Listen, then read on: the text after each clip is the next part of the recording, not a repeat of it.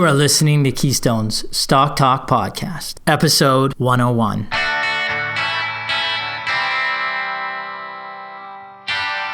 If this is your first time listening, then thanks for stopping by.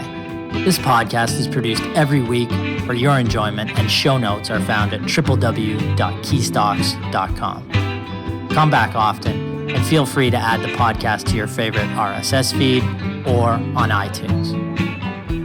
You can also follow us on Twitter at KeyStocks and on Facebook or via our 24-hour streaming radio station, pennystocks.fm.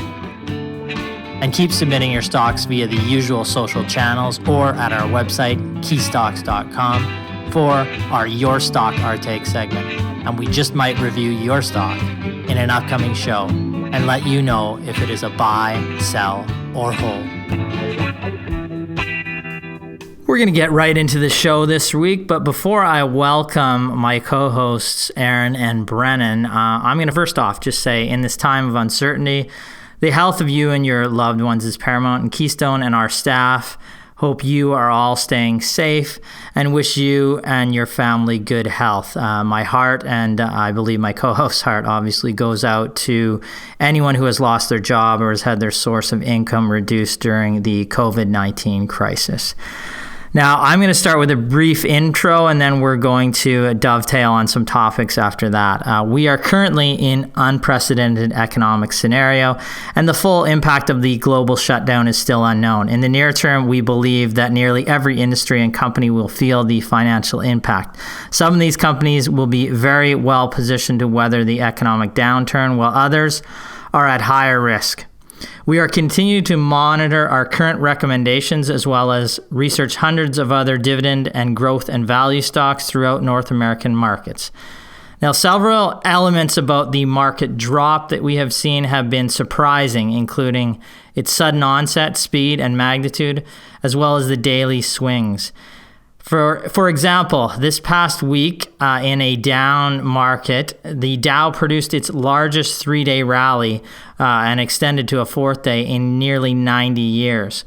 While markets typically bottom well ahead of positive underlying fundamentals, it does appear that the worst of the health crisis is likely ahead for the most of the globe, particularly in parts of Europe and the US. Now, this past Tuesday, KeyStone kicked off a 3-week series of live streaming seminars entitled 2020 COVID-19 Crisis Portfolio Building: Strategies to Survive, Then Thrive. Myself and our senior VP, Aaron Dunn, co-hosted over 300 Canadians for a 2-hour live presentation and then answered 65 individual questions in the hour following. It was a great audience with great questions, and we truly wanted to provide a calm and rational look at the markets and present some individual long-term investment opportunities, and we believe we did so. We will be back at it this coming Tuesday, tomorrow night, in fact, with another 2-hour live stream. In this segment, I've included a little bit of a content from the seminar. One of the things that we talked about was what we learned from past downturns. Now, as if worrying about the rapidly spreading coronavirus isn't taxing enough, we were also dealing with a full-on stock market crash. After hitting an all-time high of 3,386 on February 19th, the S&P 500 closed at just under 2,305 on March 20th. This close marked a decline of nearly 32% in a space of just 30 days. While the uncertainty surrounding COVID-19 is the primary catalyst for the collapse, other factors have been in play, particularly in Canada, where the TSX has fared even worse. Canadian energy, already facing dark days ahead of COVID-19, has collapsed near term, as the price of oil has fallen more than 50% since the beginning of the year.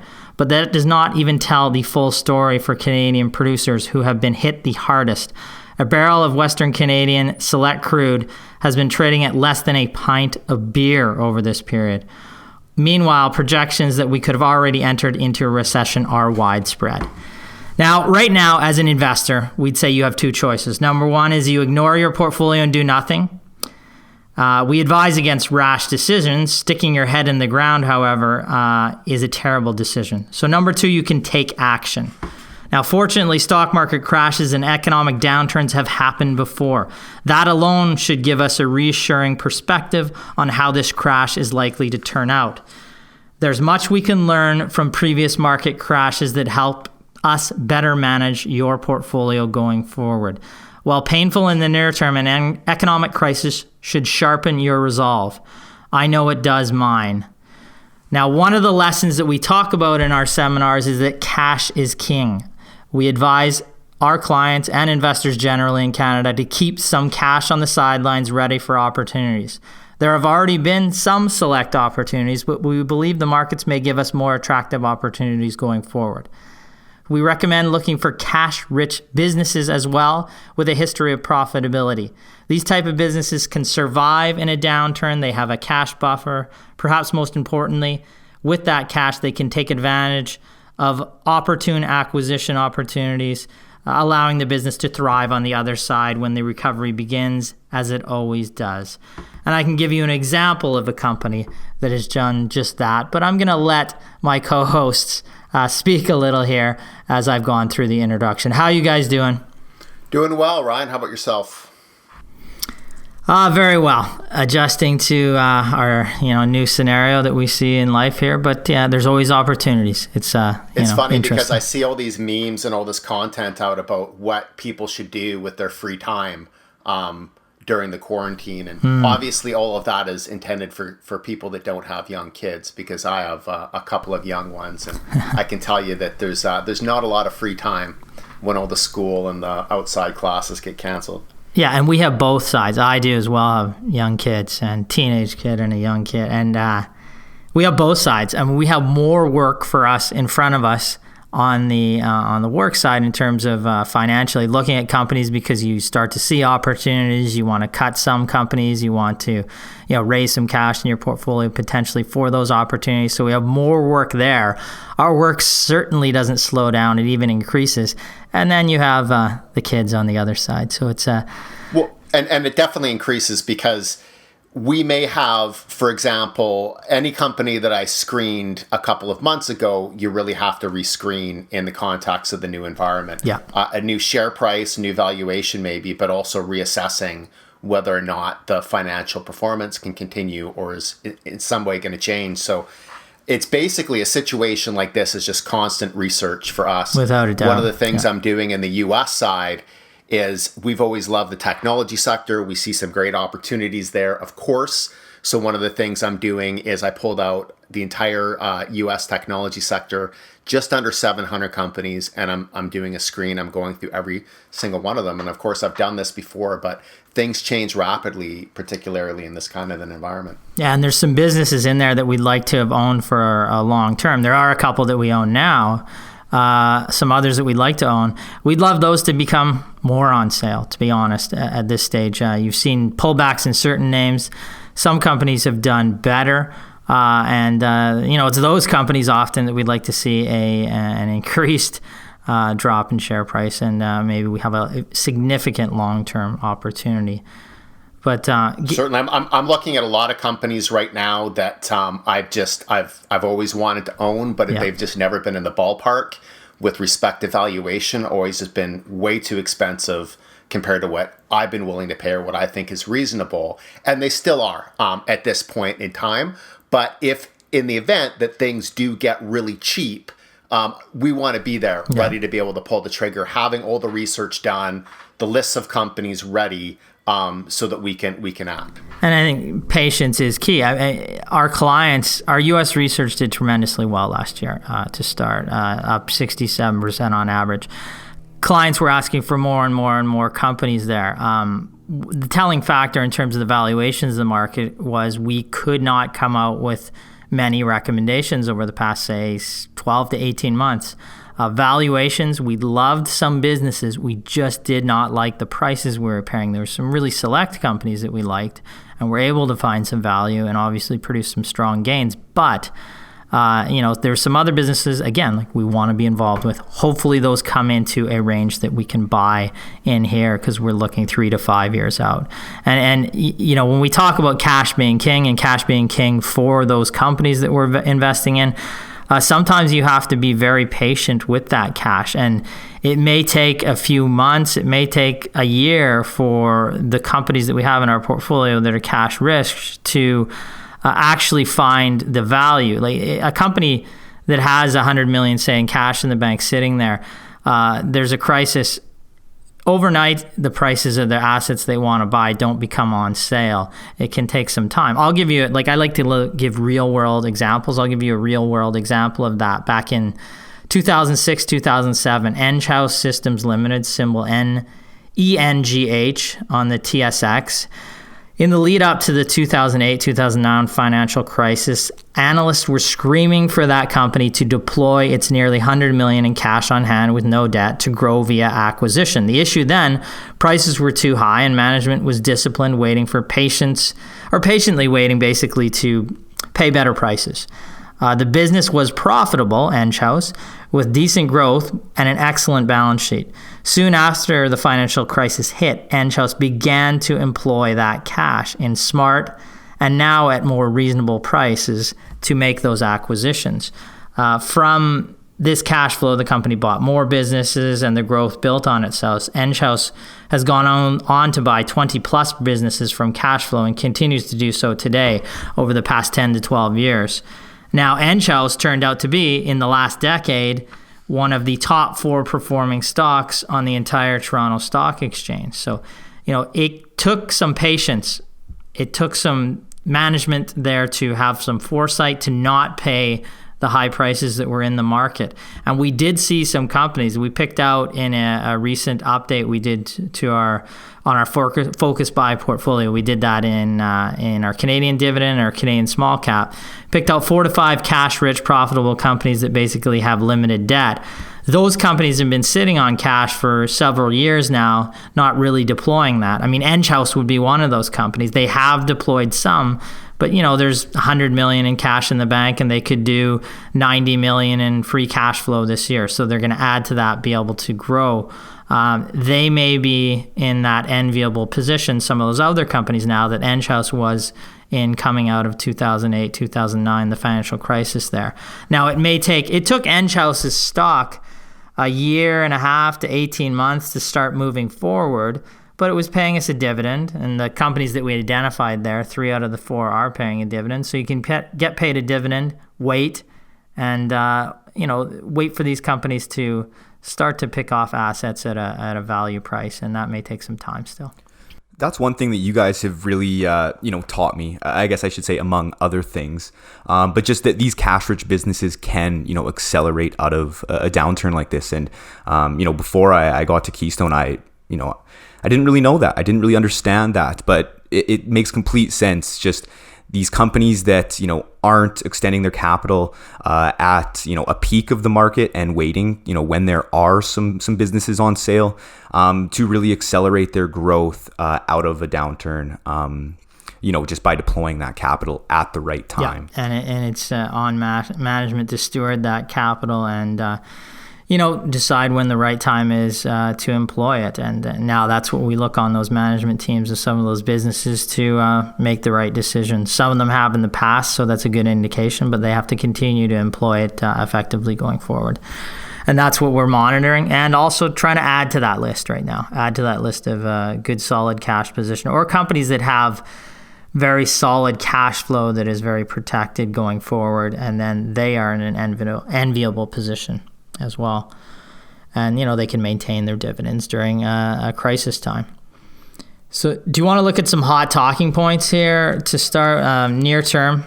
While there are a couple companies, we don't see many stocks in this environment that we'd be aggressively buying for near-term company-specific fundamental catalysts. There just is not going to be a lot of companies that are going to absolutely thrive out of this. Now, there are some clients who have posed questions on select businesses that are benefiting or have the potential to benefit from, say, social distancing or working at home because it's a necessity. We have been recently asked about 2 of those companies. One of them would be Zoom Video Communications, symbol ZM on the NASDAQ DAC. It offers video conferencing and digital collaboration tools. Video conferencing essentially. And we've been asked about digital collaboration tool provider Slack Technology, symbol WORK, WORK on the NASDAQ. Now, we like the tech behind these businesses, have used and tried both of them. Both are showing excellent user growth and will grow smartly due to the adoption likely in the future. But in the near term, we have seen, and Zoom's CEO come out and said, much of the adoption is for free versions. So maybe that translates, and some of it will definitely translate into paid users in the future. But the magnitude of that is unknown. Now, this past week, Zoom held a market cap of around $42 billion and had posted just $25 million in profits over that past year. The price to earnings multiple based on this year's expected earnings is in the range of 275. That's a massive PE to the market and to rival tech companies. Now, Slack, for its part, is not profitable. It lost over $500 million last year, and while the growth is strong, it holds a market cap of just under $16 billion.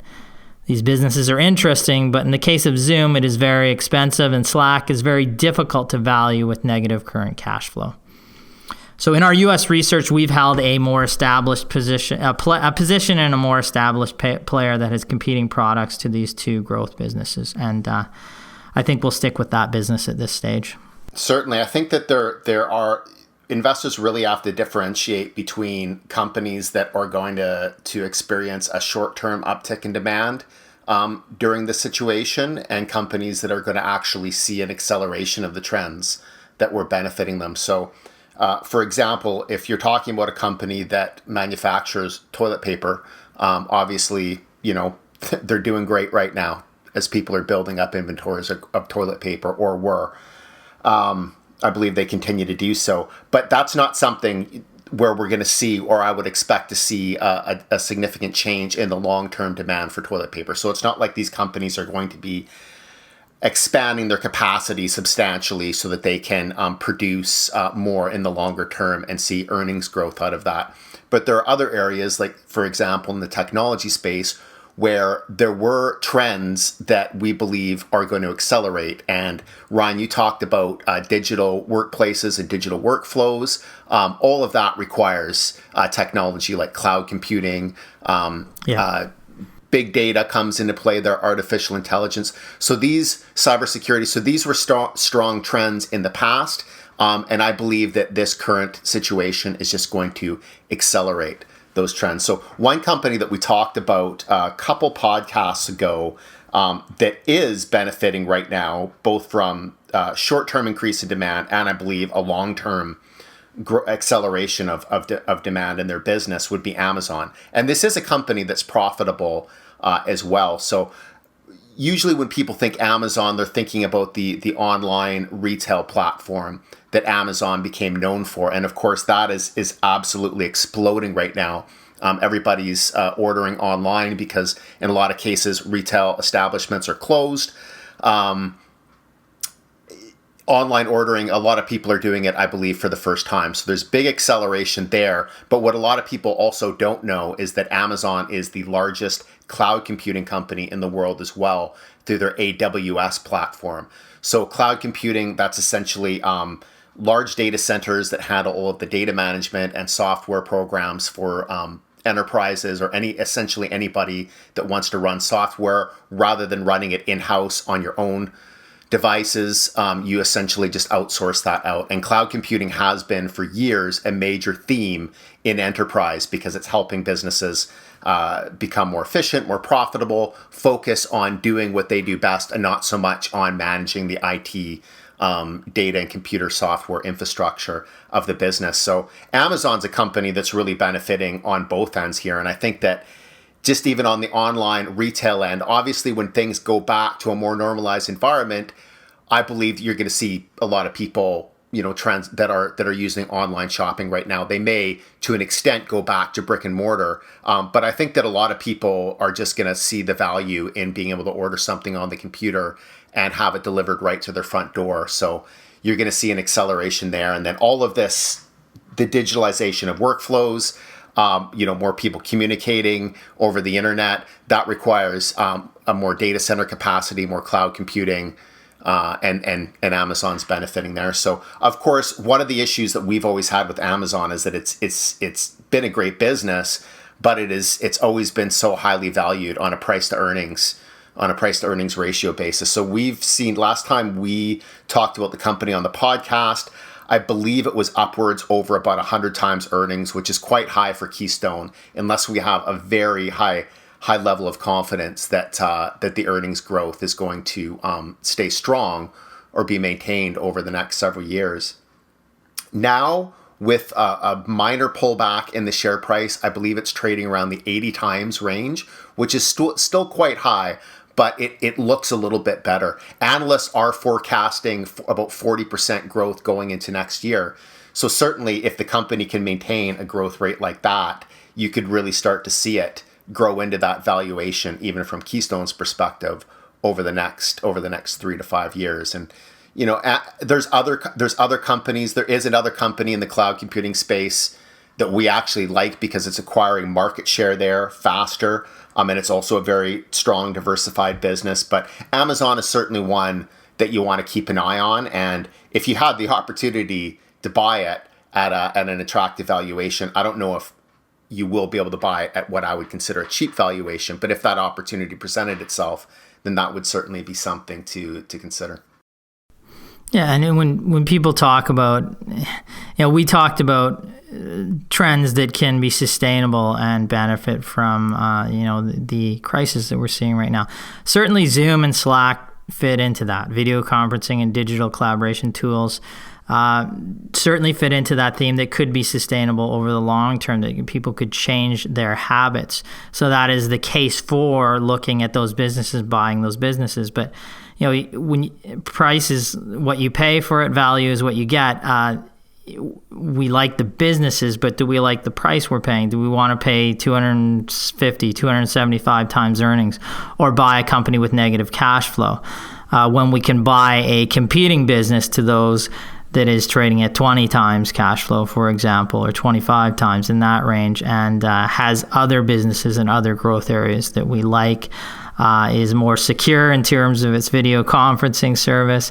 So, these are the things you weigh when you look at businesses, because you say, hey, well, these are trends that can definitely benefit from, people needing to collaborate digitally and people needing to use video conferencing. So those two businesses definitely benefit from that.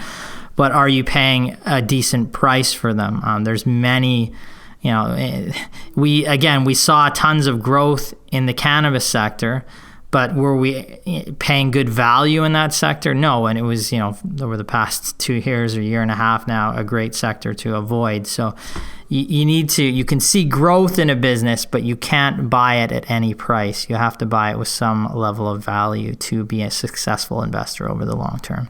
You got to marry those two things. Brennan, you were saying you were looking at the cruise line stocks, or a friend of yours was. Yeah, well, I actually had one of my friends reach out. Hadn't talked to him in a long time. He knew that I was working with you guys and I'm an analyst.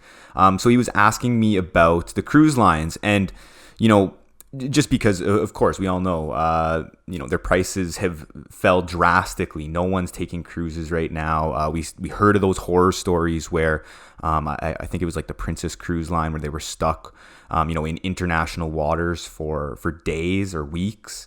And yeah, he was just wondering if there was possibly an opportunity. And, I do see, of course, again, the stock prices have slid so far, but when you're looking at the cruise lines, are people going to be hesitant to possibly, jump on a cruise in the future, even after COVID subsides? So I guess, what do you guys think? Would you guys be hesitant to jump on a cruise line after COVID kind of settles Can I down? just tell you that in that vein, I got an email today because we've been on a cruise over the past year from Holland America. And they said here, we look forward to welcoming you on board. Book now and receive up to $2,300 in extras US. So free drinks, free gratuities, free signature dining package, free Wi-Fi for suites, 50% off reduced deposits. They are going to be throwing everything in the kitchen sink at you in terms of offers going forward because, the Royal Caribbeans, the Carnivals, the Norwegians, those are the three larger cruise ship lines that are publicly traded, they are in for a tough go over the near term, because there were some people that will alter their behavior and just not want to be locked into a boat for an extended period. I know I have a cruise. Well, we had a cruise coming up this summer, and we likely won't be going on that cruise. I mean, I don't think there's any way. I mean, my parents were coming with us, and they're in their 70s. It's just not going to happen. So, does the industry completely die? I'm sure, they've been through issues in the past, not this great. There's probably some consolidation that occurs when you see some of the changed behaviors there. In terms of trailing numbers, the companies look like they're absolutely on sale. But when the business is going to dry up for 6 months to 2 years potentially, or more, if people change their behaviors, it's a very difficult sector to be in, because it is capital intensive, so there's a lot of debt here as well. And I think that, so there's two things. First of all, to answer your question, Brendan, yes, I would actually think twice about it. And it's not that I would avoid. I mean, I'm a traveler. I love to travel with my family. I've taken river cruises, not ocean cruises, but I've always thought that would be something that would be about the lowest risk vacation that you could take, is to be on a big cruise ship from a recognized company. Now I think a little bit differently about that when you hear about stories of thousands of people being stuck on these ships out in the ocean, not being allowed to port, and being stuck with other people who are sick. I was listening to an interview from an infectious disease expert, and he was saying one of the big problems with these cruise ships, these large cruise ships, is that they recycle all their air, right? Yeah. So you're on there with a few sick people, and they're recycling air, and they're blowing it back out. Other people are breathing that in. So that's a concern. So I think that there's two things that are going to have to happen. One, you're going to have to entice people to go back onto these ships with low prices, but you're also going to have to make sure that they believe that they're safe. So that might mean, instead of just using a regular air filter, using something like that would be on a plane, that would be a medical grade air filter to filter any types of viruses out. I don't know. I'm not an expert on this area, but you're gonna have to build up the confidence, and people are gonna take the deals. People are gonna start going on the cruise lines again. But the question is, how long is it gonna take before global tourism reaches the level that it was at before this crisis? Because it's exploded over the last 10 years, and it employs a lot of people, and there are a lot of other industries that are directly impacted by global tourism. And I think personally, it's going to take a while for the industry to recover, many years. Even though people will start traveling again right when the crisis is over, it's going to take a while before it gets as mainstream. Would be my opinion. So looking at the cruise lines, I would just say 2020 is a complete write-off. I'm looking at Carnival right now. The current analyst estimate, I believe, is $2.14. I don't understand how any of these companies can make any money in 2020, and probably not in 2021. They're probably going to have to do a lot of capital upgrades, spend more money on the ships, just to make sure that they can give people the confidence that they're safe, that they have all the equipment, all the staff to deal with the crisis in the future. So for me, it's years out for a recovery in the cruise lines. Yeah, you look at Royal Caribbean was a 52-week high over the past year, $135.32. It's in the $24 range now. Carnival, $56 in the $8.50 range. Norwegian, $59-60 now, down to $8.50 as well. It is just absolute destruction of capital in that industry. Thought of as decent dividend paying stocks. I mean, they have some cyclicality due to they're going to do better in boom times, and they're not going to do as well in a recession. But nobody would have contemplated the world shutting down, and those boats being somewhere that most travelers don't want to be at this point. I mean, I loved our cruise experience in the Mediterranean and in Alaska, But, I would be thinking twice about booking a cruise near term. I think human beings, business people are completely industrious and will change and will modify the ships, and they probably will have far more stringent health related contingencies on these boats. But in the near term, it'll be about survival for this industry. And with some of them have taken on additional debt. I understand that Royal has just tapped its credit line. Carnival raised about $6 billion, which they'll need, but it was on very unfavorable terms. And Norwegian, which is smaller, has not made any moves so far. But they'll likely all need some capital, and that'll be done in diluting shareholders. So we can monitor the segment, but with the amount of debt levels that we see in the businesses and the lack of demand for 6 months to 2 years, I think there will be, if there's some consolidation, perhaps at that time, maybe there might be some opportunities here, but it's not something we like right now, obviously. And I think a similar thing, but maybe a little watered down, could be said about the airlines as well. Yeah. It's going to take a while. It's going to take a while for recovery once the crisis is over. Certainly, there are going to be a lot of people that start taking planes again, start traveling again. But I think that one of the things, just also from a business perspective, people are going to realize is that there are certain things you might not need to do a physical meeting for. You might not need to take a physical trip for. They can just be done remotely.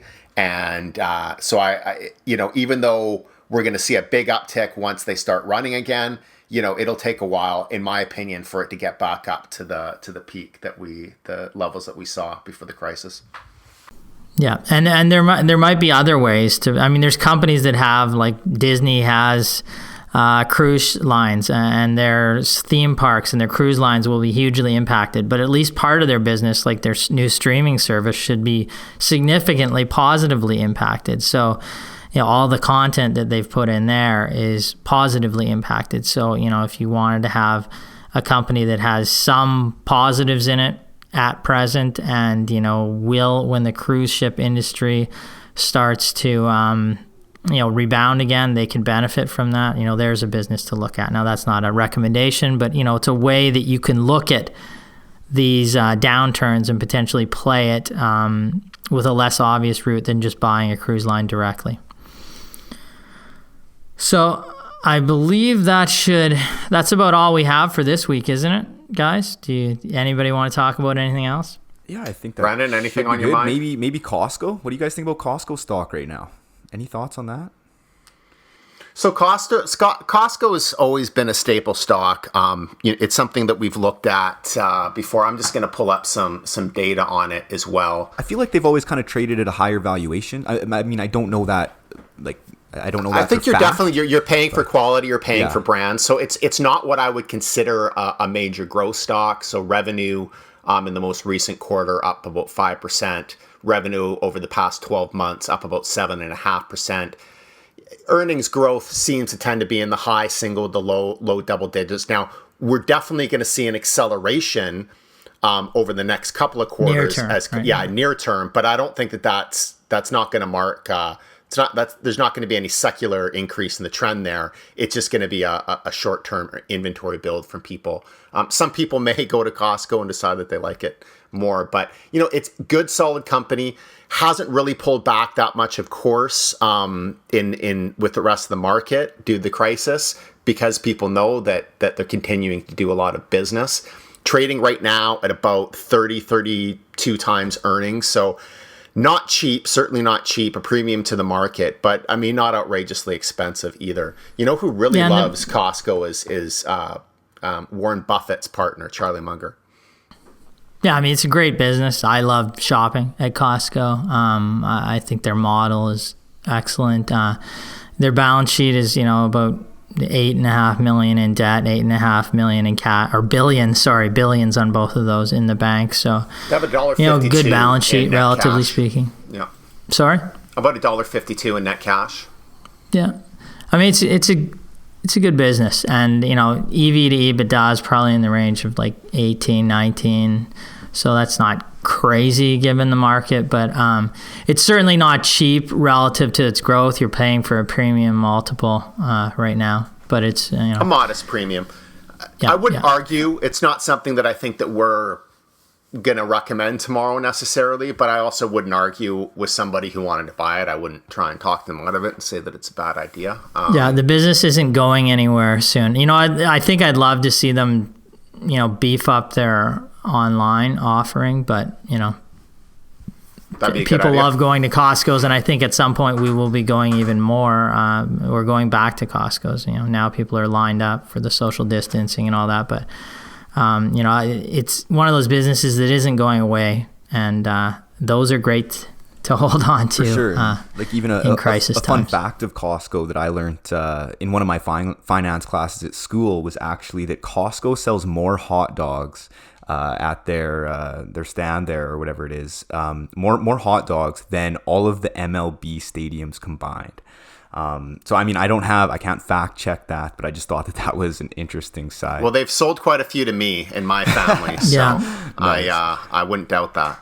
Nice. I have a 4-year-old niece that can devour one somehow. I mean, she just loves it's crazy, but yeah, they're good all meat dogs, right? Yeah. Brennan, you love them, don't you? I do, yeah. Got a couple Costco's in Saskatchewan, so yeah. I know what Costco's all about. Well, I think back in the day, way back, Aaron, we used to go there on lunch hour about 15 years ago once in a while and grab a hot dog. They were good times. Staple company, great business, but don't expect 15 to 20% revenue growth on a consistent basis. Mm-hmm. No. Going out. It's you're going to get single digits, but probably fairly consistently. Good. Okay. Well, I think that does it for us.